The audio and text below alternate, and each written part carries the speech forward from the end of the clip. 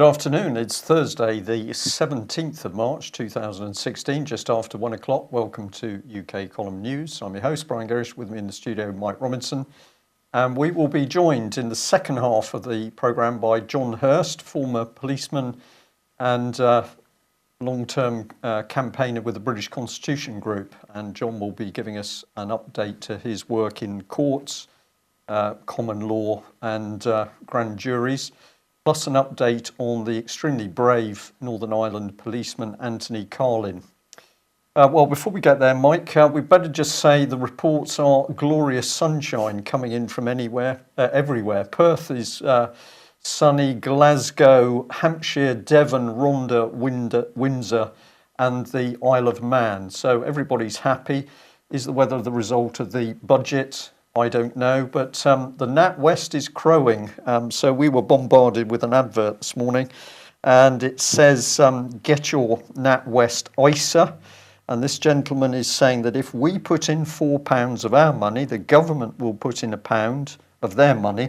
But of course, that money is already money that's been fleeced from the public in the first place. Yeah, but I've got some bad news for you, Brian. Okay. You and I are both too old to take part. You've got to be under 40. Got to be under 40? Yes. I thought you were actually, Mike. Sadly not. Okay. So bad news then, straight away with the budget, all is not as it seems, but presumably you put that money in and then you lose it because the government takes it all. Yes, indeed. Well, the response to Osborne's budget has been mixed, I suppose. The Mirror's sugar and spite. Many of the papers really criticising him. The Mail less so. George's awesome gamble, apparently, but you know they're saying that his sums look very optimistic. So Liam Halligan has one of the more sensible commentaries on this. He says George Osborne's latest budget pretended to be many things it wasn't. The Chancellor talked repeatedly about borrowing falling, yet in the next 3 years borrowing on our behalf goes sharply up. He warned about financial instability and storm clouds on the economic horizon, yet he's relying on growth assumptions that are surely too optimistic. While barely mentioning the EU referendum, the Chancellor's determination to avoid Brexit pervaded almost every paragraph of his 63-minute common statement. Far from being a budget for the next generation, a phrase wielded 18 times, his policies were aimed at attracting as many Remain voters as he could, while doing as little as possible to upset those still undecided. And he ends up by saying this was a budget, above all, that was about politics, with almost no economics. In sum, it wasn't a budget. It was the budget that wasn't. And of course, Brian, it was the politics of driven by Goldman Sachs.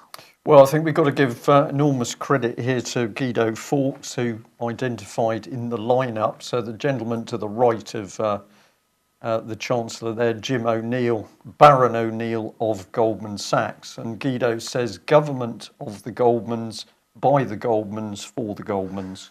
Well, indeed, this was the announcement about a year ago of Jim O'Neill taking this Treasury job. He's former chairman of Goldman Sachs Asset Management. He's currently a government minister, as we've said. But let's not forget that there is one other pretty major ex-Goldman Sachs man in the mix here, and that's none other than Mr. Carnage himself. So both these guys, once they leave their government jobs, undoubtedly will go straight back to Goldman's and get their just rewards. You just drift in and out of banking to the British government and back again, and totally interchangeable. Absolutely. Revolving door, I think it is. But we thought it would be interesting to remind ourselves of the 2013 Bilderberg meeting at the Grove Hotel in Watford. And this is the lineup of bankers that we showed, pointing out the fact that these corporatists were meeting behind closed doors with the likes of our Prime Minister and George Osborne himself. So if we highlight the Goldman Sachs influence here, we've got Michael Evans and also Peter Sutherland. So remember, no minutes of these meetings. The public held outside the doors almost by gunpoint by security people and the police, while our politicians sat behind closed doors discussing what with the bankers. We've said there how many brown envelopes changed hands. Well, of course, the public has no idea because there were no minutes. So let's just remind ourselves that Mr. Sutherland, of course, UN Special Representative for Migration, and the man that says the EU should be doing its best to encourage mass migration to undermine the homogeneity of European countries. So here is a Goldman Sachs banker, obviously now with immense power through the British government, saying we are going to unleash immigration because it's good for you. Well, I wanted to highlight just a couple of aspects of the budget that perhaps haven't received the main discussion.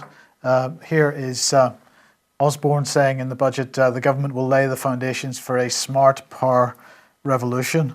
And the word smart was another term that was used quite a number of times during this.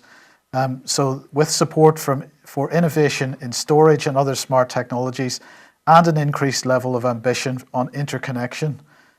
So this is the key point here. So if we look at the National Grid status website, which is a useful little website, as we can see today, there's no electricity being generated by wind power whatsoever. But it's these four items on the right-hand side here that are of interest here, because these are the interconnects. So we've got one to France, which provides up to 2 gigawatts. We have the Dutch interconnect, which provides up to 1. And we have an Irish interconnect, which basically mostly sends energy to Ireland. And we also have the East-West interconnect, which is another Irish interconnect, which is bringing energy from Europe via Ireland. These are the four interconnects that we currently have. Osborne talking about another 9 gigawatts of generating capacity through more interconnects. And what this represents is more interdependence. We are no longer an independent state, even if we leave the European Union after the referendum. The reliance on other countries to provide our power, our generating capacity, is there in black and white in this budget, because 9 gigawatts is what they are intending to import from other countries, mainly from Europe, of course. Yeah, so Mike, this is the European Union agenda simply being driven through the country, unseen by most of the general public, destroy British infrastructure.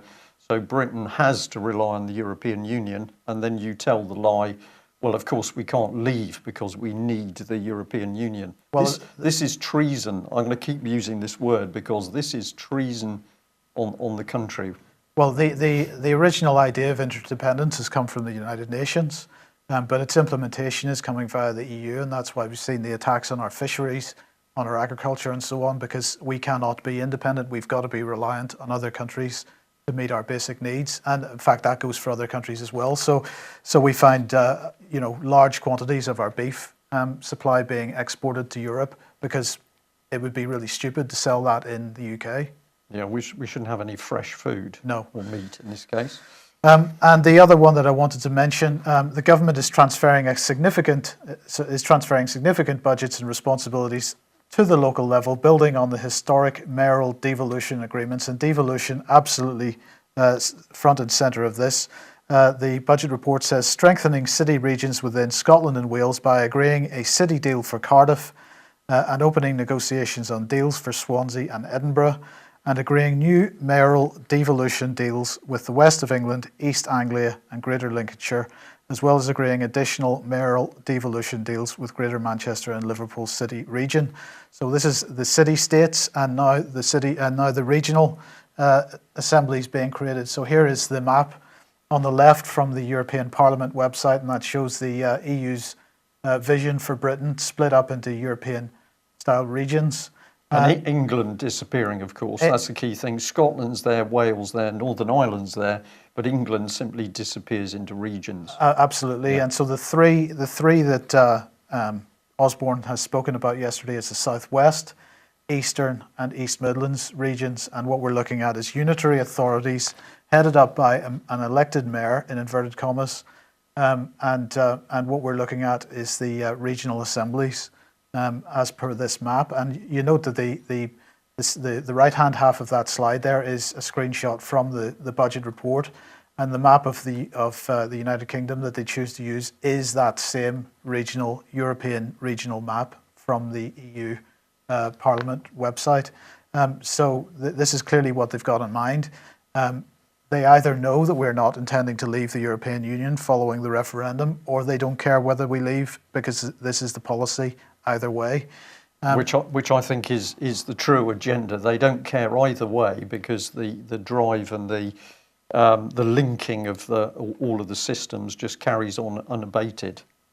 So I'll just show you this. I'm not going to make too much comment on it. This is the East Anglia Devolution Agreement, and all the traders have signed. There you go. So these are all people that, if you freeze the screen, have a look at the individuals, you could be writing to them, pointing out, are they aware that they're committing treason, misprision of treason, possibly. Right, change of subject then. Yesterday we mentioned Philip Hammond and Alex Thompson's response to this comment that Philip Hammond had made in the House of Commons on Tuesday. Hammond had said if somebody if someone who has gone to another country, bombed civilian populations and destroyed hospitals and schools, then decides 5 months later that they have done enough, let us not give them too much praise. It's a bit like that question, did he stop beating his wife? And if you remember, Alex wrote to Philip Hammond really asking him, was he of a right mind to be making comments like this? And what was the Russian press going to be making of it? Well, here we go. Here's one example of what the Russian press is making of it. And the headline is Zakharova wonders whether Hammond is a wife beater. And so they are just turning it right back on him. Are you speaking from personal experience here, Mr. Hammond? Or are we to put this down to translation errors yet again, is really the response? It's really interesting to see this, Mike, isn't it? We've got members of British Parliament behaving like spoiled brats, basically being rude to foreign members of state, foreign politicians. And now we've got the Russians coming back and playing it incredibly politely and coolly. I just find this fascinating to watch after the Cold War era when we were supposed to be on the right side. We now discover, of course, that we're being ruled by criminals and traitors. Possibly paedophiles. Almost certainly some paedophiles. We'll come on to that a little bit later in the news. Yes. Yemen. Yemen continues, the problems in Yemen, and this time Saudi Arabia has decided that a popular market, is the best thing to be bombing. So they have bombed a market in Sana'a, the city of Sana'a, which is in the north of Yemen.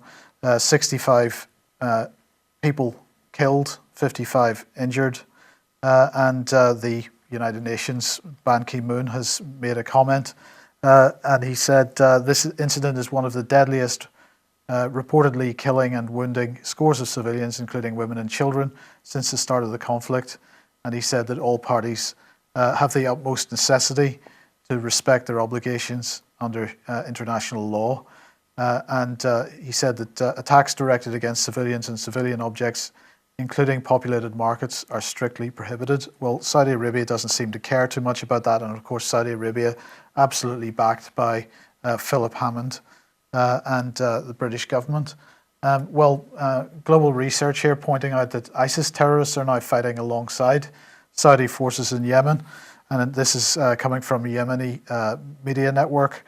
And they're saying that ISIS and Al-Qaeda reportedly have a small presence inside the provincial capital, but they're fighting against the Yemeni Army's Republican Guard with Saudi Arabia.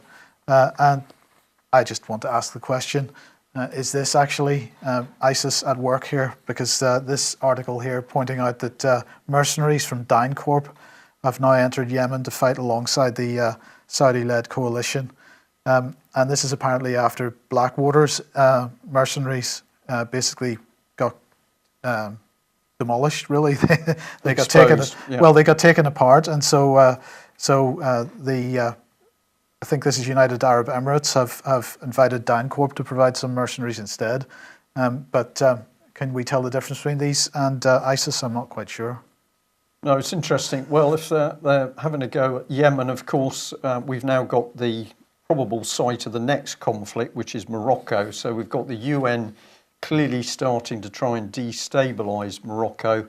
by accusing the Moroccans of occupation of Western Sahara. That goes back, I think, to 1975 or thereabouts. But Morocco generally stable, although some incidents taking place in the country. But now in comes the UN and starts to attack and destabilise the government. And we just remind you, of course, that here he is. Here is Mr. Peter Sutherland, Goldman Sachs banker, also chairman of BP as well. Very busy man. But he's part of the very UN, which is saying that we need to create all this mass migration in order to help build the European Union. It's pretty obvious what's going on here, Mike. We are deliberately destabilising countries to cause mayhem in order to build the European Union. And as you rightly pointed out, where's the policy coming from? It's coming from the United Nations. Well, what we need is a quality politician to solve the problem. So we just thought we'd jump back to Tony Blair, because he says that if you're unemployed, it's totally wrong to complain that migrants are taking your job, and it's up to you to get a better education and skills. It's your fault. It's nothing to do with his government. It's your fault, and you need to get better educated. So if we have a look through, he says at a conference, this was a few days ago in Dubai, he said that migration had fueled right-wing populism. The whole debate around migration is really difficult for people. I've been struggling to understand it, Mike, until I discovered that it was the likes of the bankers and Mr. Sutherland that were creating it. So there's no point in just dismissing it as prejudice, although a lot is. Education is the key. So Tony Blair says we're going to educate refugees entering the countries and those that are already there. The host country is going to be educated. And if you're having a little bit of a moan, it's your fault and you need to get yourself educated. So the arrogance is breathtaking. But of course, let's bring in Goldman Sachs, the bank working alongside George Osborne, and just remind ourselves that this gentleman is saying we need the mass migration. And I think actually let's stop blaming the immigrants and let's blame those lying, duplicitous politicians and bankers who created the mess in the first place. The evidence is overwhelming, Mike. Yes. I'm almost at the stage of saying, how can we get the message out to people? Well, let's come into the BBC because they're always reliable. And here we are, a great headline, migrant crisis. There's many issues in the way of the EU-Turkey deal. And then they give us some good statistics. So since January 2015, 1 million migrants and refugees have entered the EU, and more than 132,000 have arrived this year alone. That, of course, is major tragedy, isn't it, Mike, for the migrants, for the countries concerned, for the infrastructure. This is a disaster. It says Europe has not covered itself with glory in how, as a union of 28 member states with 500 million citizens, it has struggled with fairly sharing the burden. But the lie is the European Union created this problem in the first place. And I'm going to keep bringing in one of the key players, Goldman Sachs, the man now, or the bank now determining Britain's budget, firmly behind the disaster over immigrants. What more can we say? Don't think anything else needs to be said.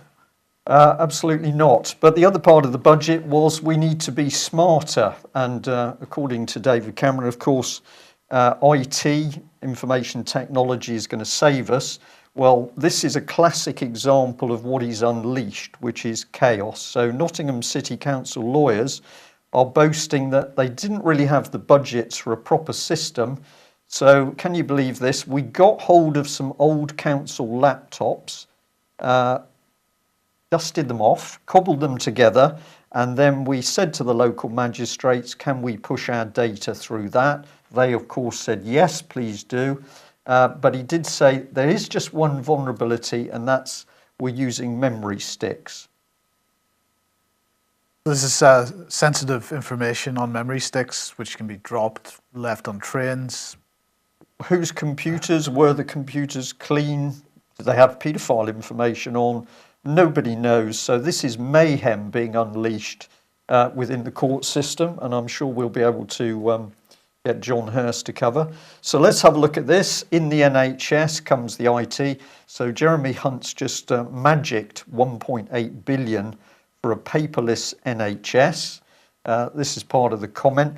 Now, this is taken from the article. I found it confusing because it says, in addition, another 1 billion would be spent bolstering cybersecurity and patient data consent. Is that another billion in addition to the 1.8 billion? I don't know. But it says a further 750 million would be spent upgrading out of hospital care and medicines, etc., and 400 improved digital services.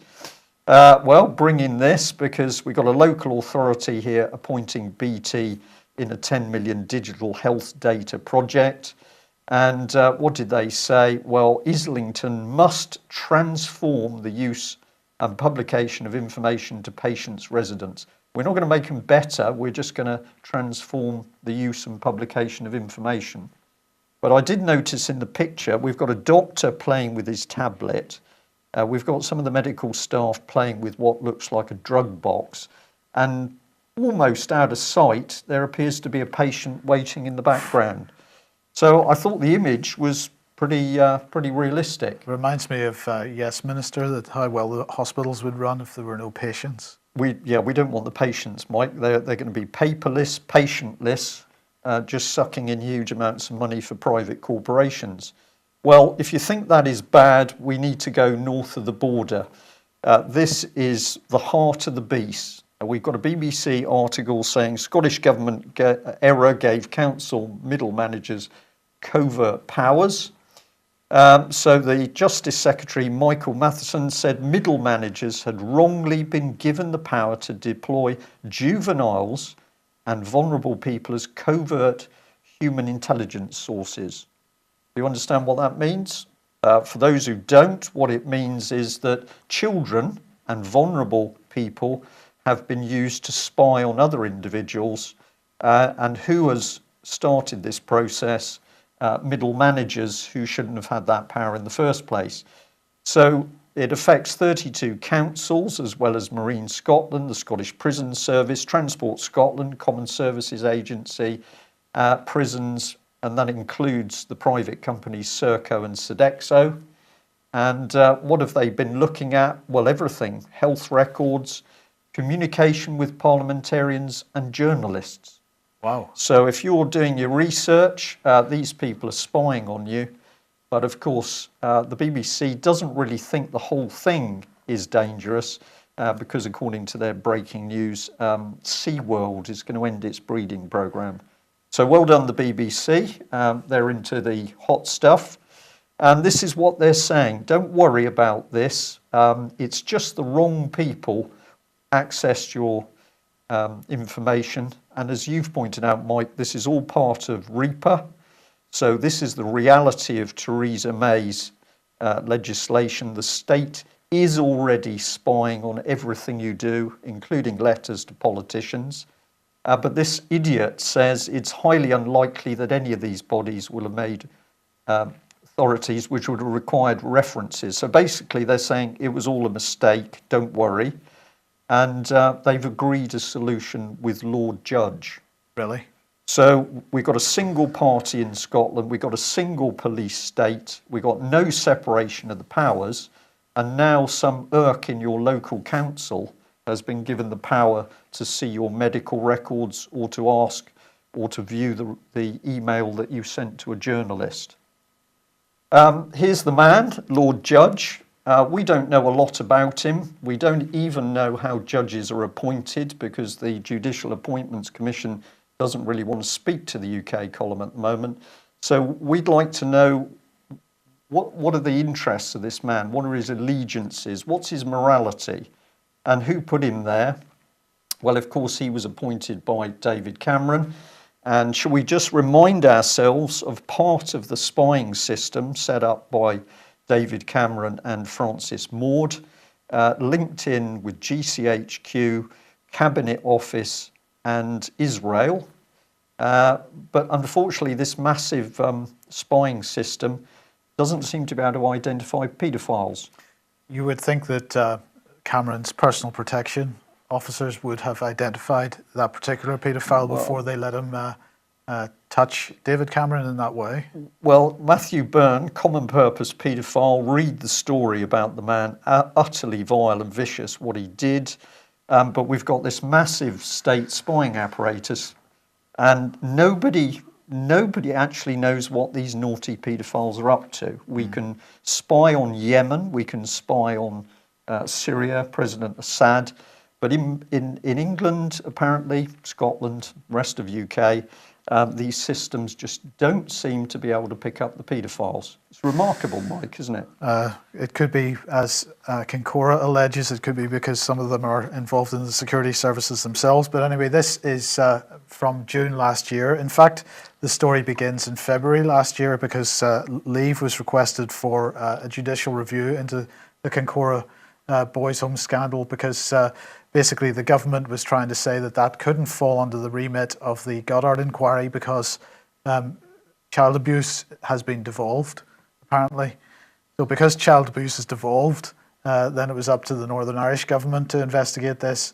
And this was brought to judicial review. Leave was obtained and it actually went for judicial review in June last year, which is what this article is about. And there was supposed to be a judgment on that. September at the earliest, but certainly wasn't expected to be later than October. That was pushed back until today, actually. But I've just seen Patrick Horgan here tweeting out that the judgment in the High Court Judicial Review, which was expected today, has been rescheduled to April the 8th. So it's been pushed back once again. Delay. Yeah. And the question is, will Kincora actually be part of the Goddard inquiry? Now, of course, the government says that it shouldn't be because child abuse is devolved.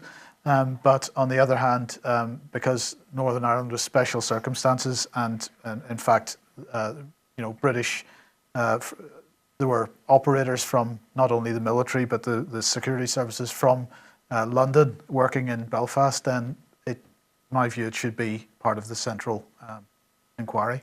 Yeah, divided up though is the way that you break it up and you start to blur the boundaries. Well, That's over the boundary. We can't deal with that. It's perfect to devolve this stuff if you want to cover up, isn't it? Cover up. But not to worry because as we've been reporting, the UN and the British government is actually really concerned with our happiness. The BBC, very big on happiness, which is why it produces so many depressing and morbid programmes. But Denmark is apparently the happiest country. I think that's because they got the Kinnocks married to the Prime Minister. Right. I should imagine that would be what cheered them up. But apparently Greece is not so happy. And the BBC put up this picture and they said that national happiness in Greece has been a tad undermined, apparently, by continuing political and financial uncertainty. Not the country is in utter turmoil as a result of being undermined by the European Union. And for anybody who wonders, the European flag with a swastika in it is not an image that we've implanted over the top of that banner.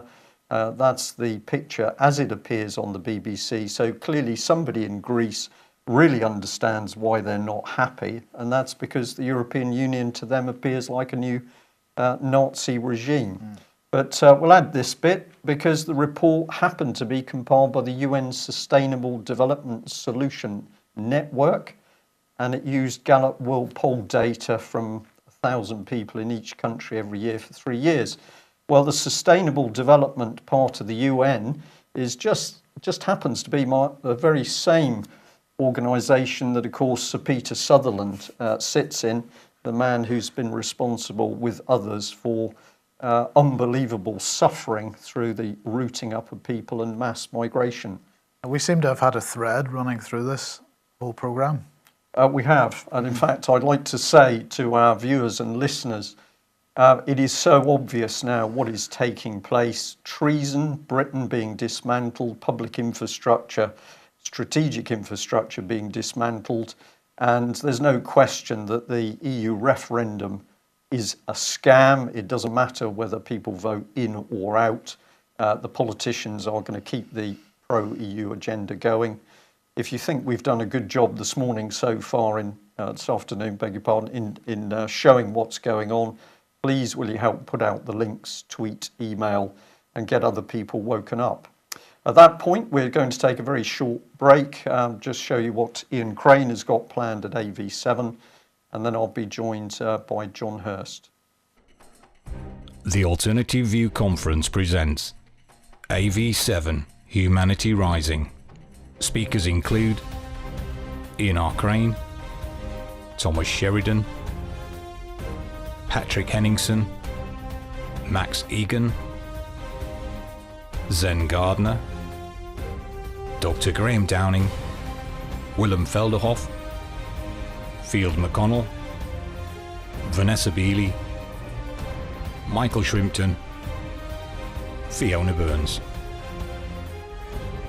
13th to the 15th of May 2016, Horwood House, near Milton Keynes. Book online at alternativeview.co.uk or call 0207 558 8869. AV7, bringing together some of the most inspirational agents of real change. Honestly, I've spoken at a lot of gigs, and I'd say this is the best gig that I've spoken at, just because of the lineup of speakers.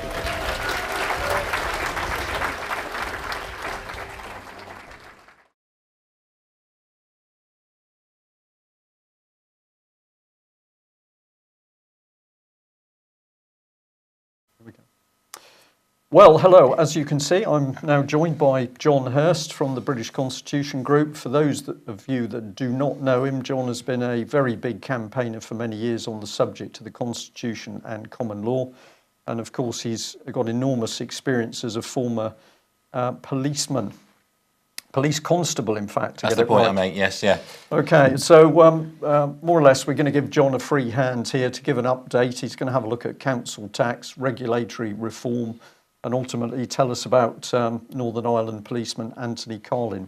Over to you. Thank you. I've got some requests for assistance, as I normally do. Researching on council tax and the comprehensive annual financial report concept, could I draw to your attention Red Ice Radio interview of Sophia Smallstorm? She's recently been interviewed, and she's got one suggestion about what the function of unusable reserves is.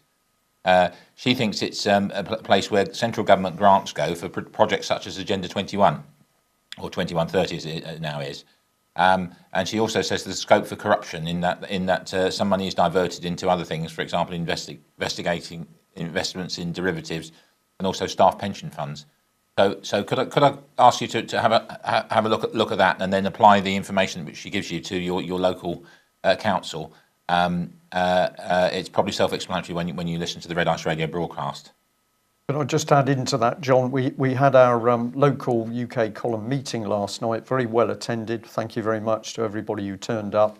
One of the points that came up was what could people be doing?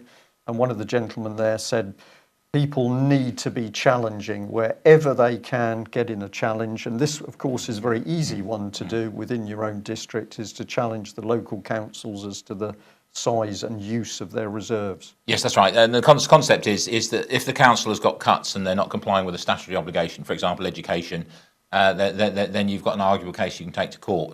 It's already been done. The two Welsh ladies in 2013, they had children that reached the age of 3 and they were due for 10 hours nursery education. The council had a cut, so they didn't get it. So they go to the Court of Queen's Bench sitting at Cardiff, and the court says, of course you've got to have this education, and the council will correct it. So that's what we're looking at. I will guide anybody that wants to go through that process. My email via the BCG. The next subject is regulatory reform. A group coordinated by John Timrell was seeking to make use of an Act of Parliament which I'd overlooked. It's the Legislative and Regulatory Reform Act 2006. What that says is ministers of the Crown are given the power to reduce or remove burdens.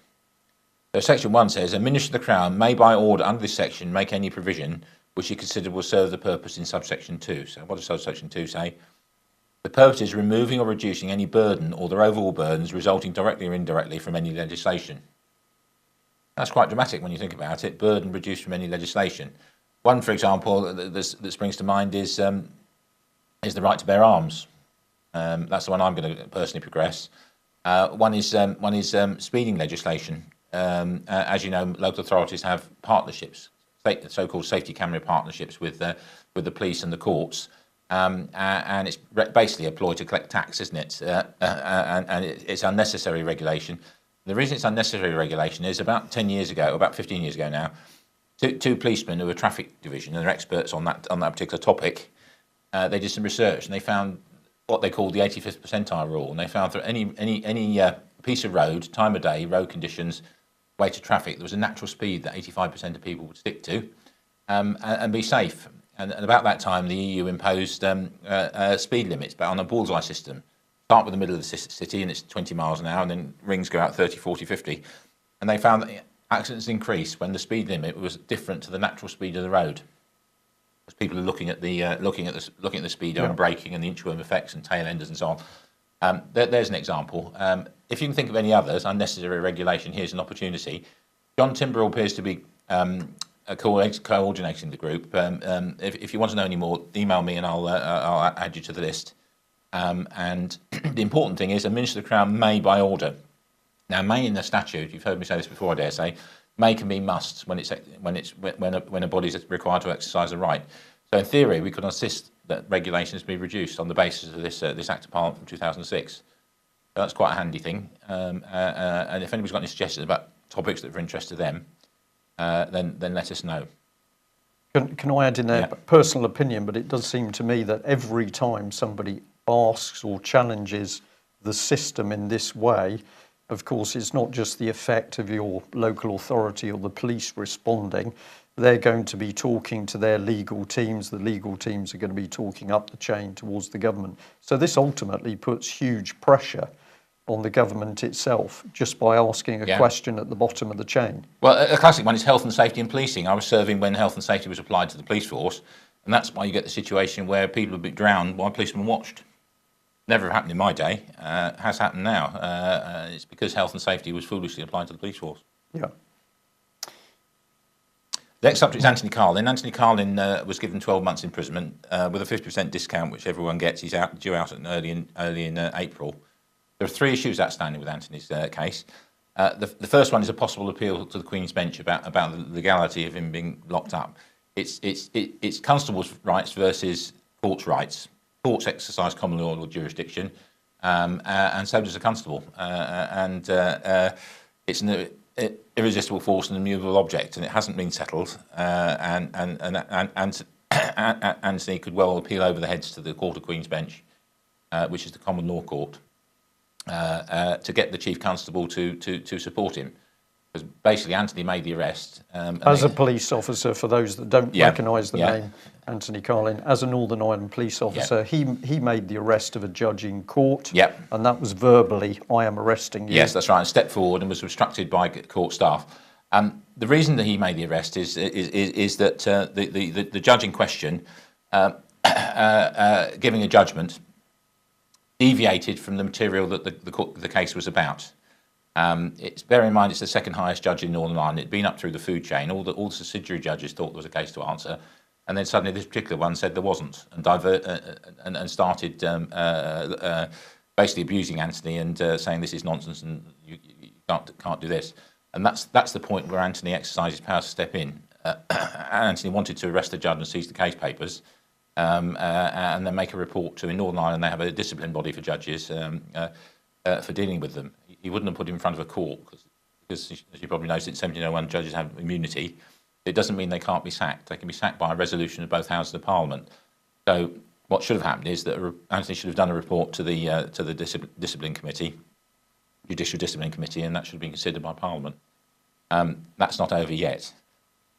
The other thing to say, that the matter for which he was arrested was subsidiary to his successful rebuttal of a Santander Bank attempt to foreclose on his home. He was able to prove that the bank had perjured themselves. They'd sold the mortgage, principally. He was able to prove it, and it meant that there was no case to answer because the person who owned the mortgage wasn't the person that was taking him to court. So that's still outstanding. We arranged to see what's going to happen with that one. That's quite important for sort of many people down the land. But this comes straight on to the subject that the whole of the mortgage industry is a fraudulent scam. Yes, yeah, that's right. One of the things we discovered, I've mentioned previously, is that judgments from Southern Ireland are apparently binding on the mainland. And there's a judgment from Southern Ireland to that effect. If a mortgage is sold, the debt's expunged, and the original mortgage company can't come after you. So I've got two high-profile cases where people are actually going to progress that. Are progressing it. I'll keep you posted. The third one is any police discipline hearing, because I'm sure the police in Northern Ireland will want to review his conduct, and it remains to be seen how they deal with that. Police discipline hearings are internal, but he's entitled to legal representation, and his argument is going to be, I made a lawful arrest, you can't touch me for it. It remains to be seen how that happens. Right, grand juries. I've written an article on what's happened to it. John Gullows had a copy. Ed Beck, one of the grand jury cases, the firearms case, he's going for a voluntary bill of indictment of the Chief Constable of Hertfordshire in order to secure his rights, because he's had arms for defence, which is he's a farmer and he's had them to defend his property, vermin control. The second case that's going before the courts is Guy Taylor's. Guy, we did lodge his case in front of the magistrates at Warwick, but it bounced back, and they said, "Oh, this is a collateral attack." So we have to remind ourselves what a collateral attack was. What they mean is the legal principle that only one strand of court action can be dealt with at a time. Guy got himself deliberately arrested for criminal trespass, and then appealed, and that was still running. So we're now going to put his in front of the court. We're going to do that via the magistrates' court, because the magistrates' court, or the officials at the magistrates' court in Worcester are quite helpful. Right. This is good. And the third one that's running is another grand jury case is Mike Grant Sinclair. Unfortunately, he's been very ill. He's been ill for about 3 months. So we laid it before the Luton magistrates. He hasn't been able to progress it, and he's now better. He nearly died, apparently. He's now better, and we were deciding whether to leave it before the Luton magistrates or go for the voluntary bill of indictment. I'll just talk about the voluntary bill of indictment. I didn't know about it until a well-wisher sent me some law books, and what it says is a judge of the High Court can on hearing an information, send a case to the Crown Court for jury trial. There are various rules about it, and one of the rules is when there's no alternative or other alternative methods have been tried and not succeeded. So in the cases that have been bounced, for example, the Linda Lewis one from South Wales, that should really go to the High Court as well. So we're seeking to negotiate with about that one, aren't we, Brian? So, indeed. It's nearly a year since the conference. I did say this wouldn't be a fast process. It hasn't been, but it's not forgotten. And we can also say, judging by the reaction from the court system itself, the judicial system, that it's caused great consternation. Well, the cases have been fed up the food chain. I'm sure that's why they take time to respond.